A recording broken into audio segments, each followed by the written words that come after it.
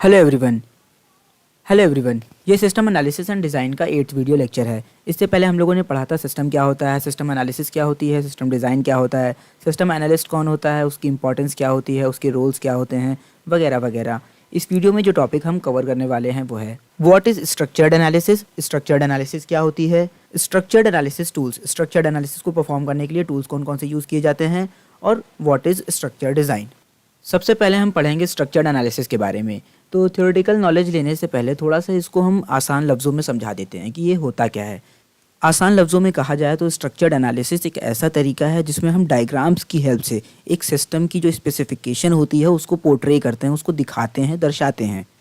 System की specification को portray करने का मतलब होता है कि एक सिस्टम में कितने कंपोनेंट्स हैं, उनके बीच में कैसे कनेक्टिविटी है, वो सब काम कैसे करते हैं, इन सभी चीज़ों को एक डायग्राम की हेल्प से समझना।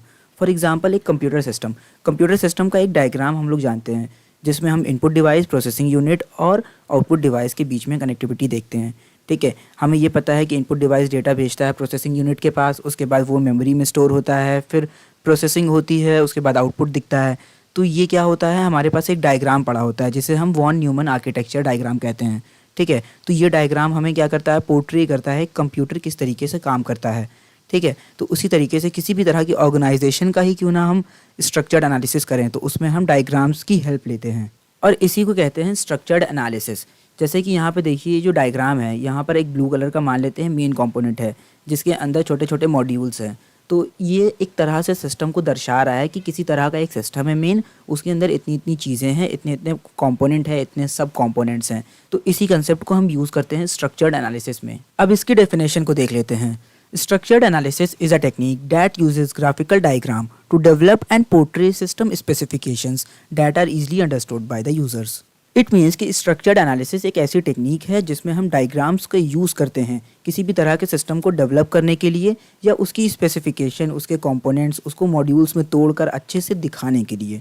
ठीक है, किसको दिखाएंगे, हम यूज़र को दिखाएंगे, जिससे क्या होगा, वो अपने सिस्टम को अच्छे से समझ पाएगा। फॉर एग्जांपल किसी तरह का सॉफ्टवेयर आपके पास अवेलेबल है, अगर उसकी स्ट्रक्चर्ड एनालिसिस हम करेंगे, ठीक है, उसके लिए कुछ टूल्स यूज़ होते हैं, तो अगर हम स्ट्रक्चर्ड एनालिसिस यूज़ करेंगे तो क्या कर पाएंगे, हम उसको कंपोनेंट्स में तोड़ पाएंगे और उसके हर एक कंपोनेंट के बीच की फंक्शनैलिटीज़ और वो कैसे काम करते हैं, वो किस तरीके से एक दूसरे के साथ कनेक्टेड है, ये सारी चीज़ें हम जान पाएंगे with the help of a diagram. Next point कह रहा है structured analysis is a development method that allow the analyst to understand the system and its activities in a logical way. It means कि ये एक ऐसा development method है जो allow करता है एक एनालिस्ट को, जो सिस्टम एनालिस्ट होता है उसको, कि वो सिस्टम को समझ सके या उसकी एक्टिविटीज़, उसकी हरकतें, किस तरीके से वो काम कर रहा है, इन सभी को समझ सके एक लॉजिकल वे में। ठीक है, यानी कि कोई कंपोनेंट एक सिस्टम में प्रेजेंट है तो क्यों प्रेजेंट है, उसको उस जगह पे रखा गया है तो क्यों रखा गया है, यानी कि हर चीज़ जो किसी जगह पे प्लेस्ड है तो उसका एक रीज़न होना चाहिए। ठीक है, कि क्यों वो एक सिस्टम में मौजूद है। तो एक लॉजिकल वे में सिस्टम को समझने में हमारा जो स्ट्रक्चर्ड एनालिसिस है वो हमें हेल्प करता है बहुत ज़्यादा। नेक्स्ट पॉइंट है it is the systematic approach which uses graphical tools that analyse and refine the objective of an existing system and develop a new system specification which can be easily understood by the user. अब इसको ज़रा तोड़ कर समझते हैं। It is a systematic approach, यानी कि ये एक तरह का सिस्टमैटिक अप्रोच है जहाँ पर एक सिस्टम के हिसाब से काम होता है, यानी कि कुछ रूल्स एंड रेगुलेशंस हैं जिनको फॉलो कर कर हमें काम को करना होता है। In this we use graphical tools that analyse and refine the objective of an existing system. यहाँ पर हम क्या करते हैं, कुछ टूल्स, ग्राफिकल टूल्स जिनके बारे में आगे हम पढ़ेंगे, ठीक है, उनका यूज़ करते हैं एनालाइज करने के लिए सिस्टम को और रिफ़ाइन करने के लिए। रिफ़ाइन करने का मतलब हो उसको फिर से बेहतर बनाना। ठीक है, किसको, एग्जिस्टिंग सिस्टम को बेहतर बनाना, यानी कि जो भी हमारा पुराना सिस्टम कैसे भी था, कैसे भी काम कर रहा था, चाहे वो कंप्यूटर सिस्टम हो, चाहे वो किसी भी तरह की ऑर्गेनाइजेशन हो, किसी भी तरह का सॉफ्टवेयर हो, सिस्टम में हर चीज़ आती है, जो हर तरह का ग्रुप ऑफ कंपोनेंट जो एक साथ मिलकर काम करता है। ठीक है, तो वो कोई भी चीज़ हो उसको अगर रिफ़ाइन करना है तो उसके लिए हम इसको यूज़ करते हैं स्ट्रक्चर्ड एनालिसिस को। ठीक है, and develop a new system specification, और इसको रिफ़ाइन करने के बाद इसको यूज़ करते हैं जिससे हम नए सिस्टम को बना सकें। ठीक है, हम जो पुराना सिस्टम है उसको रीडिज़ाइन करते हैं, रिफ़ाइन करना, रीडिज़ाइन करना, आप कुछ भी कह लीजिए। ठीक है, उसको रिफ़ाइन करते हैं, एक नया सिस्टम की स्पेसिफिकेशन को बनाते हैं जिससे जो यूज़र है उसको और बेहतर तरीके से इस्तेमाल कर सके या समझ सके। नेक्स्ट पॉइंट है the basic goal of structured analysis and structured design is to improve the quality and reduce the risk of the system failure. It means कि स्ट्रक्चर्ड एनालिसिस या स्ट्रक्चर्ड डिज़ाइन का काम यही है कि एक सिस्टम जो एग्जिस्टिंग सिस्टम है उसकी क्वालिटी को इम्प्रूव करते जाना वक्त के साथ साथ, और उसका जो फेलियर हो, ठीक है, चांसेस बहुत कम कर देना। यानी कि सिस्टम के जो फेलियर हैं उसके चांसेस क्या कर दें, हम कम कर सकें, उसके रिस्क को हम मिनिमम कर सकें एकदम। तो ये हमने समझ लिया स्ट्रक्चर्ड एनालिसिस क्या होती है। अब बात करते हैं इसके टूल्स की, यानी कि स्ट्रक्चर्ड एनालिसिस को परफॉर्म करने के लिए कौन से टूल्स को यूज़ किया जाता है। तो जो टूल्स यूज़ होते हैं वो है DFD, data flow diagram, data dictionary, structured English, pseudo code, decision tree, decision table. सबसे पहले हम ये समझ लेते हैं कि DFD क्या होता है। DFD पे हम एक डेडिकेटेड वीडियो लाएंगे, लेकिन फ़िलहाल के लिए एक छोटा सा ग्लिम ले लेते हैं कि DFD होता क्या है।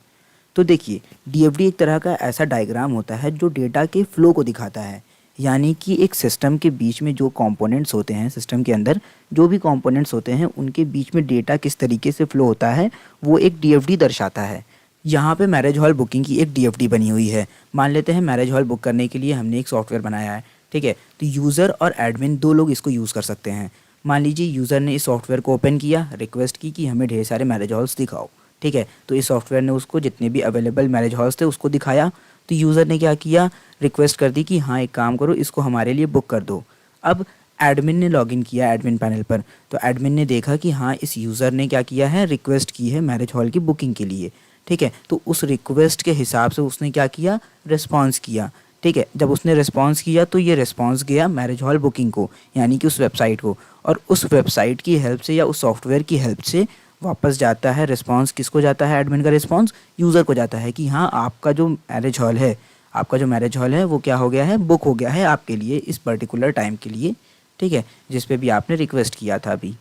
तो इसने क्या किया, मैरिज हॉल बुकिंग करने के प्रोसेस को हमें एक डायग्राम की हेल्प से समझाया, ठीक है। तो यही होता है स्ट्रक्चर्ड एनालिसिस, ठीक है। तो ये बहुत ही छोटा सा एग्जांपल था, ये बहुत बड़े बड़े DFD बनते हैं, हमने यहाँ पे एकदम छोटा सा DFD को लेकर आपको चीज़ें एक्सप्लेन कर दी।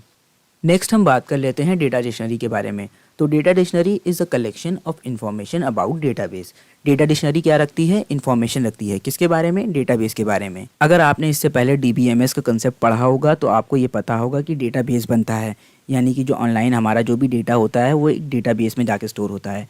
अब उस डेटाबेस में क्या होता है, ढेर सारी टेबल्स होती हैं, उन टेबल्स में ढेर सारी फील्ड्स होती हैं जिसे आप कॉलम भी कह सकते हैं या कॉलम नेम भी कह सकते हैं, ठीक है। इन फील्ड्स में अकॉर्डिंगली हमारा डेटा जाके स्टोर होता है।